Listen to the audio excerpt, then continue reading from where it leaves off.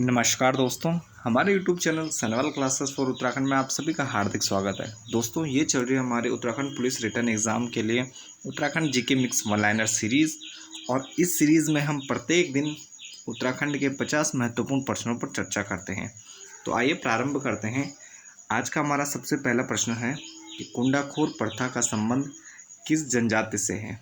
कुंडाखोर प्रथा का संबंध किस जनजाति से है? तो ये है भोटिया जनजाति। और भोटिया जनजाति क्या है? उत्तराखंड की प्रमुख जनजातियों से में से एक है।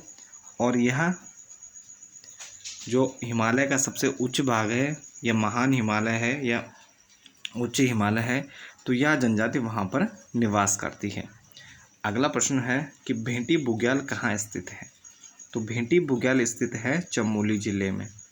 भेंटी बुग्याल चमोली जिले में स्थित है। अगला प्रश्न है कि देवपात नामक स्थान कहाँ स्थित है।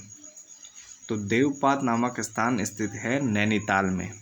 तो देवपात नामक स्थान कहाँ स्थित है? तो ये है नैनीताल जिले में। अगला प्रश्न है करकोटक या करकोटक नाग देवता का मंदिर कहाँ स्थित है। तो करकोटक या करकोटक नाग देवता का मंदिर स्थित है नैनीताल जिले में। तो ये कहाँ स्थित है?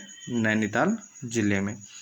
अगला प्रश्न है राजावेन का किला कहाँ स्थित है। तो राजावेन का किला स्थित है हरिद्वार में। राजावेन का किला कहाँ स्थित है? तो ये किला है हरिद्वार में।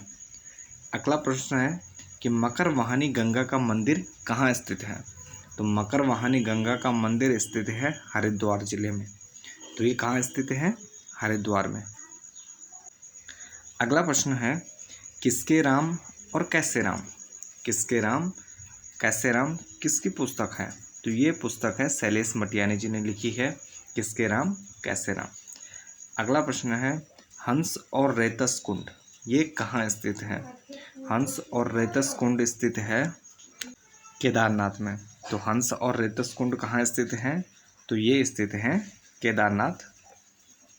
अगला प्रश्न है उत्तराखंड में एसडीआरएफ की स्थापना कब हुई। उत्तराखंड में एसडीआरएफ की स्थापना होती है 12 जुलाई 2013 को। 12 जुलाई 2013। अगला प्रश्न है कि पौराणिक तिमुड़ी मेला कब लगता है। तो पौराणिक तिमुड़ा मेला लगता है चमोली में। तो पौराणिक तिमुड़ा मेला कहाँ लगता है? तो ये लगता है चमोली जिले में। अगला प्रश्न है कि जय भारत जय उत्तराखंड नामक प्रसिद्ध नाटक किसका है। तो जय भारत जय उत्तराखंड नामक प्रसिद्ध नाटक है राजेंद्र धस्माना जी का। तो जय भारत और जय उत्तराखंड नाटक किसका है? तो यह है राजेंद्र धस्माना का। अगला प्रश्न है कि कुमाऊं का दार्जिलिंग किसे कहा जाता है।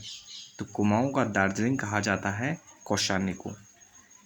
कुमाऊं का दार्जिलिंग कहा जाता है कौशानी को। कौशानी को ही उत्तराखंड का स्विट्जरलैंड कहा था महात्मा गांधी जी ने। तो ये आपको ध्यान रखना है। तो कौशानी को ही क्या कहते हैं? कुमाऊं का दार्जिलिंग भी कहते हैं। अगला प्रश्न है कोटी प्रयाग में संगम होता है। कोटी प्रयाग में किन किन नदियों का संगम होता है? तो ये है मंदाकिनी और कालीगंगा। तो मंदाकिनी और कालीगंगा का संगम होता है कोटी प्रयाग में। और ये कहाँ पर होता है? तो ये है रुद्रप्रयाग जिले में। तो मंदाकिनी और कालीगंगा का संगम होता है कोटी प्रयाग में। अगला प्रश्न है कोटलागढ़ का किला या बाणासुर का किला कहाँ स्थित है।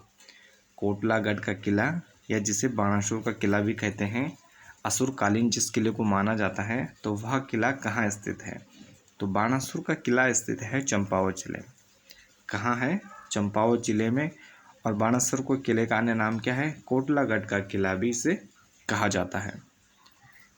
अगला प्रश्न है हमारा कुमाऊं में छुआछूत खत्म करने के उद्देश्य से सन 1905 ईस्वी में खुशीराम आर्य ने किस सभा का गठन किया था।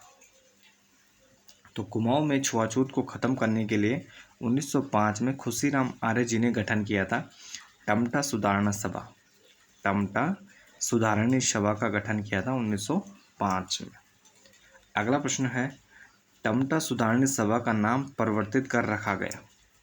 1905 में गठन किया गया टमटा सुधारणी सभा का, और फिर उसका नाम परिवर्तित किया गया और उसका नाम रखा गया शिल्पकार सुधारणी सभा।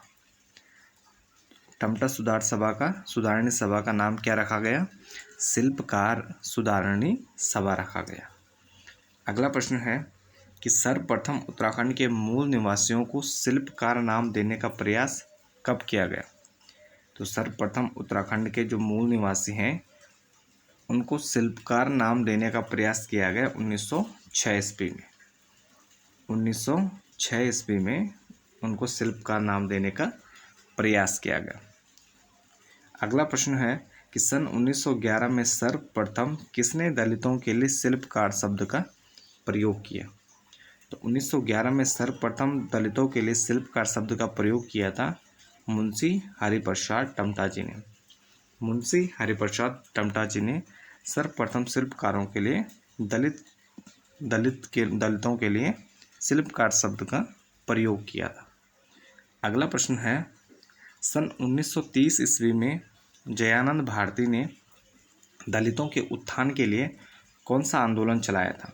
सन 1930 ईस्वी में जयानंद भारती ने दलितों के उत्थान के लिए कौन सा आंदोलन चलाया था? तो ये आंदोलन चलाया था इन्होंने डोला पालकी आंदोलन। अगर इस एग्ज़ाम में इस प्रकार से प्रश्न आता है कि डोला पालकी आंदोलन किससे संबंधित है, तो दलितों से हो जाएगा। किसने चलाया था? तो जयानंद भारती जी ने चलाया था। और कब चलाया था? तो 1930 ईस्वी में इन्होंने ये आंदोलन चलाया था।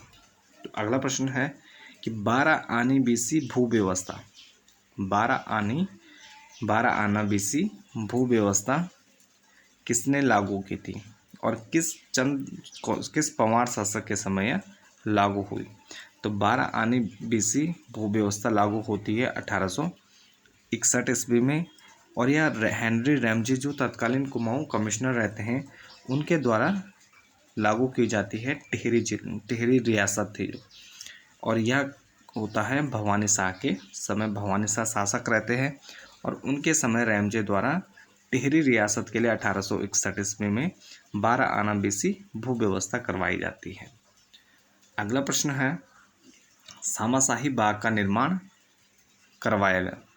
तो सामाशाही बाग बसाया जाता है श्रीनगर में, और सामाशाही बाग की स्थापना की जाती है श्याम शाह द्वारा। किसके द्वारा की जाती है? श्याम शाह द्वारा की जाती है श्रीनगर में सामाशाही बाग की स्थापना। और श्याम शाह को ही गढ़वाल का मोहम्मद बिन तुगलक भी कहा जाता है। तो गढ़वाल का मोहम्मद बिन तुगलक द्वारा क्या किया गया था? सामाशाही बागान का निर्माण करवाया गया था। अगला प्रश्न है कि वर्तमान अल्मोड़ा व नैनीताल का संयुक्त क्षेत्र कहलाता था। तो वर्तमान का जो अल्मोड़ा और नैनीताल का संयुक्त क्षेत्र है वह क्या कहलाता था? आसेय के नाम से जाना जाता था। तो ये आसेय के नाम से जाना जाता था अल्मोड़ा और नैनीताल का वर्तमान संयुक्त क्षेत्र। अगला प्रश्न है कि कुर्सावत घाट हरिद्वार का निर्माण किसके द्वारा करवाया गया? तो कुर्सावत घाट हरिद्वार का निर्माण करवाया गया रानी अहिल्याबाई द्वारा। तो कुर्सावत घाट का निर्माण किसके द्वारा करवाया गया? ये रानी अहिल्याबाई के द्वारा करवाया गया। अगले प्रश्न की ओर बढ़ते हैं। अल्मोड़ा का मध्यकालीन नाम क्या था? तो अल्मोड़ा का मध्यकालीन नाम था राजपुर या राजाओं की घाटी। तो अल्मोड़ा को मध्यकाल में राजपुर या राजाओं की घाटी कहा जाता था। राजपुर या राजाओं की घाटी। अगला प्रश्न है कि वहनसांग के अनुसार शुद्ध नगर कौन सा था? तो वहनसांग के अनुसार शुद्ध नगर था कालसी, और कालसी स्थित है देहरादून में। यह यमुना और टोंस के संगम के पास ही स्थित है। तो कालसी का एक अन्य नाम क्या हो जाएगा? शुद्ध नगर भी हो जाएगा। और ये किसने कहा है? तो वहनसांग ने शुद्ध नगर कहकर कालसी को संबोधित किया है। अगला प्रश्न है कि अभय समाचार पत्र का प्रकाशन कब किया गया?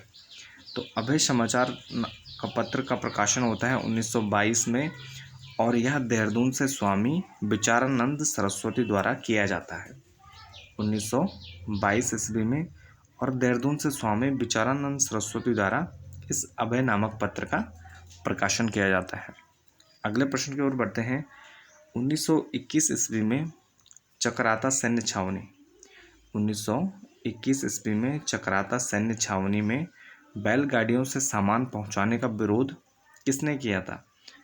तो ये किया था पंडित मुकुंदराम ने। पंडित मुकुंदराम बरतवाल द्वारा यह क्या पहुंचाने का विरोध किया गया था, चकराता सैन्य छावनियों में बैलगाड़ियों से सामान पहुंचाने का। और ये कब किया गया था? 1921 ईस्वी। अगला प्रश्न है, कुमाऊं परिषद के प्रथम अधिवेशन। तो कुमाऊं परिषद का प्रथम अधिवेशन सितंबर 1917 में होता है और इसके अध्यक्ष कौन थे? तो कुमाऊं परिषद के प्रथम अधिवेशन में अध्यक्ष थे जयदत्त जोशी और यह अधिवेशन होता है अल्मोड़ा में। तो ये काफ़ी महत्वपूर्ण टॉपिक है उत्तराखंड में, कुमाऊं परिषद, और इससे संबंधित प्रश्न हर बार लगभग परीक्षाओं में पूछे जाते रहे हैं, तो ये आपको ध्यान रखना है। बाकी डिटेल वीडियो में हम इसमें जितने भी इससे रिलेटेड जो इम्पोर्टेंट फैक्ट होंगे उन सभी को हम वहाँ पर कवर करेंगे। तो प्रथम अधिवेशन कब होता है? सितंबर 1917 में, और अध्यक्ष कौन रहते हैं? जयदत्त जोशी, और ये होता है अल्मोड़ा में। अगला प्रश्न है, गुलदस्त तवारीख एको टिहरी गढ़वाल। तो गुलदस्त तवारीख एको टिहरी गढ़वाल नामक पुस्तक के लेखक कौन है? ये भी काफ़ी प्रसिद्ध पुस्तक है। तो गुलदस्त तवारीख एको टिहरी गढ़वाल नामक पुस्तक के लेखक हैं मियाँ प्रेम सिंह। कौन है? मियाँ प्रेम सिंह है। और ये जो टिहरी के शासक रहते हैं प्रताप शाह, तो ये उनके सभासद रहते हैं। तो टिहरी प्रताप शाह के ये सभासद रहते हैं मियाँ प्रेम सिंह, और उनके द्वारा गुलदस्त तवारीख एको टिहरी गढ़वाल नामक पुस्तक लिखी जाती है। अगला प्रश्न है, भारत में प्रत्येक प्रकार के भू सर्वेक्षण व मानचित्र बनाने वाला एकमात्र संस्थान। तो भारत में प्रत्येक प्रकार के भू सर्वेक्षण और मानचित्र बनाने वाला एकमात्र संस्थान कौन है? तो ये है भारतीय सर्वेक्षण विभाग देहरादून। तो भारतीय सर्वेक्षण विभाग देहरादून क्या है? भू सर्वेक्षण व मानचित्र बनाने वाला एकमात्र संस्थान है।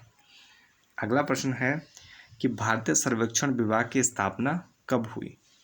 तो भारतीय सर्वेक्षण विभाग की स्थापना होती है 1767 ईस्वी में, और ये प्रारंभ में कहाँ की जाती है?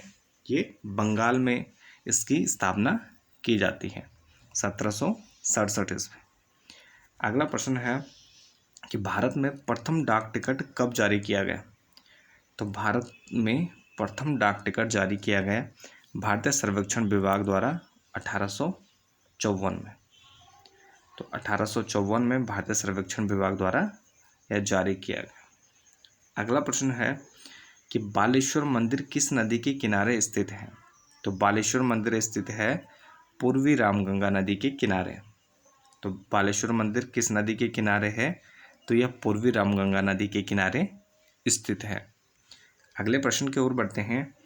उत्तराखंड में प्रकाशित होने वाला प्रथम हिंदी पत्र, जिसका नाम क्या था? समय विनोद। तो समय विनोद के संपादक कौन थे? तो समय विनोद के संपादक रहते हैं जयदत्त जोशी, और 1868 ईस्वी में इस पत्र का प्रकाशन होता है। यह उत्तराखंड में प्रकाशित होने वाला प्रथम हिंदी पत्र रहता है। अगला प्रश्न है कि जोगिन चोटी कहाँ स्थित है? तो जोगिन चोटी स्थित है गंगोत्री हिमालय, उत्तरकाशी जिले में। तो जोगिन चोटी कहाँ स्थित है? तो यह स्थित है गंगोत्री हिमालय, उत्तरकाशी में। अगला प्रश्न है कि गढ़वाल मंडल में चलांदा घूमने वाला, चलांदा मतलब घूमने वाला, के नाम से किस स्थानीय देवता को जाना जाता है? तो गढ़वाल मंडल में चलांदा घूमने वाला देवता माना जाता है महासू देवता को। तो महासू देवता को जाना जाता है चलांदा या घूमने वाला देवता के नाम से। अगला प्रश्न है, उत्तराखंड में आपदा प्रबंधन का प्रथम प्रयास किस गवर्नर ने किया था? तो उत्तराखंड में आपदा प्रबंधन का प्रथम प्रयास किस गवर्नर ने किया था? तो ये किया था हेनरी रैमजे द्वारा। तो उत्तराखंड में आपदा प्रबंधन का प्रथम प्रयास किसने किया था? तो हेनरी रैमजे द्वारा यह प्रथम प्रयास किया गया था। अगला प्रश्न है कि ब्रिटिश कमिश्नर का कार्यकाल कुमाऊं में स्वर्णिम युग माना जाता है। तो किस कमिश्नर का कार्यकाल ब्रिटिश में स्वर्णिम युग माना जाता है? तो ये माना जाता है जॉन हेलेट बेटन का। तो जॉन हेलेट बेटन का कार्यकाल क्या है? कुमाऊं में स्वर्णिम युग माना जाता है ब्रिटिश कमिश्नरों के कार्यकाल में। अगला प्रश्न है, राष्ट्रीय वन नीति 1998 के अनुसार पर्वतीय भागों में अनिवार्य वन प्रतिशत कितना है? तो यानी राष्ट्रीय जो वन नीति 1998 हमारी, तो उसके अनुसार पर्वतीय भागों में कितना प्रतिशत वन होना अनिवार्य है? तो ये है 60% भूभाग पर। 60% भूभाग पर पर्वतीय भागों में वन होना अनिवार्य है। और मैदानी भागों में क्या है? 25% है कि मैदानी भागों में लगभग कुल प्रतिशत का 25% भाग क्या होना चाहिए? वन से ढका होना चाहिए। अगर पूरे देश के संदर्भ में देखा जाए तो 33% भूभाग पर वन होना अनिवार्य है। अगला प्रश्न है, राज्य में वन पंचायतों का सृजन सर्वप्रथम कब किया गया? तो राज्य में वन पंचायतों का सृजन 1931 ईस्वी में किया गया है। 1931 ईस्वी, और ये काफ़ी इम्पोर्टेंट है, ये प्रश्न पहले भी पूछा जा चुका है। तो राज्य में वन पंचायतों की गठन की शुरुआत होती है 1931 ईस्वी। अगला प्रश्न है, टिहरी में आधुनिक किसान आंदोलन के जनक हैं। तो टिहरी में आधुनिक किसान आंदोलन के जनक कौन हैं? तो ये हैं गोपाल सिंह राणा। ये भी महत्वपूर्ण है, ध्यान रखना है आपको कि टिहरी में आधुनिक किसान आंदोलन के जनक हैं गोपाल सिंह राणा। अगला प्रश्न है कि बाल सभा की स्थापना किसने की? तो बाल सभा की स्थापना की है सत्यनारायण रतूड़ी जी ने, और ये 1935 ईस्वी में इन्होंने बाल सभा की स्थापना की है। तो बाल सभा की स्थापना किसने की? सत्यनारायण रतूड़ी, 1935 ईस्वी। अगला प्रश्न है, वैली ऑफ दून के लेखक हैं। तो वैली ऑफ दून के लेखक हैं A.R. गिल। तो वैली ऑफ दून के लेखक कौन हैं? ये ब्रिटिश इतिहासकार हैं A.R. गिल। अगला प्रश्न है, टिहरी रियासत में वन विभाग की स्थापना कब हुई? तो जो टिहरी रियासत थी उसमें वन विभाग की स्थापना हुई 1885 ईस्वी में। तो 1885 ईस्वी में होती है टिहरी रियासत में वन विभाग की स्थापना। अगला प्रश्न है कि गढ़वाल का चाणक्य किसे कहा जाता है? तो गढ़वाल का चाणक्य कहा जाता है पुरिया नैथानी को। ये काफ़ी महत्वपूर्ण है ये प्रश्न भी। तो गढ़वाल का चाणक्य कहा जाता है पुरिया नैथानी को, और कुमाऊं का चाणक्य कहा जाता है हर्षदेव जोशी को। तो गढ़वाल में कौन थे? पुरिया नैथानी, और कुमाऊं में हर्षदेव जोशी। अगला प्रश्न है, मद्रास बम कांड में राज्य से शामिल कौन से व्यक्ति हैं? तो मद्रास बम कांड में राज्य से शामिल व्यक्ति रहते हैं इंद्र सिंह गढ़वाली। कौन रहते हैं? इंद्र सिंह गढ़वाली रहते हैं मद्रास बम कांड में राज्य से शामिल व्यक्ति। अगला प्रश्न है कि रामशिला मंदिर की स्थापना किसने की? तो रामशिला मंदिर की स्थापना करते हैं रुद्रचंद द्वारा, और ये की जाती है 1593 ईस्वी में। रुद्रचंद द्वारा 1593 ईस्वी में स्थापना की जाती है रामशिला मंदिर की, और ये स्थापना इनके द्वारा मल्ला महल में ही की जाती है। अगला प्रश्न है, कमिश्नर ट्रेल ने नंदा देवी की प्रतिमा कहाँ रखी जिससे वह स्थान नंदा देवी मंदिर कहलाए? तो ये रखा था उन्होंने पर्वतेश्वर में। पर्वतेश्वर मंदिर रहता है, वहाँ पर उन्होंने नंदा देवी की प्रतिमा रखी, और जिससे वह स्थान क्या कहलाया? नंदा देवी मंदिर कहलाया, जो वर्तमान में है। अगला प्रश्न है कि अल्मोड़ा के किस शिव मंदिर में प्राकृतिक रूप से जल टपकता रहता है? तो अल्मोड़ा के किस शिव मंदिर में प्राकृतिक रूप से जल टपकता रहता है? तो ये है गणनाथ। तो गणनाथ मंदिर में प्राकृतिक रूप से जल टपकता रहता है। अगला प्रश्न है, और आज का अंतिम प्रश्न है कि कटारमल सूर्य मंदिर के कपाट वर्तमान में कहाँ रखे गए हैं? तो कटारमल सूर्य मंदिर अल्मोड़ा का, तो उसके कपाट वर्तमान में कहाँ रखे गए हैं? तो उसके कपाट वर्तमान में रखे गए हैं नई दिल्ली संग्रहालय में। तो दिल्ली संग्रहालय में कटारमल सूर्य मंदिर के कपाट रखे गए हैं। तो ये थे आज के हमारे 50 महत्वपूर्ण प्रश्न। तो इसके साथ ही इस वीडियो को यहीं पर समाप्त करते हैं। बने रहें चैनल के साथ। धन्यवाद।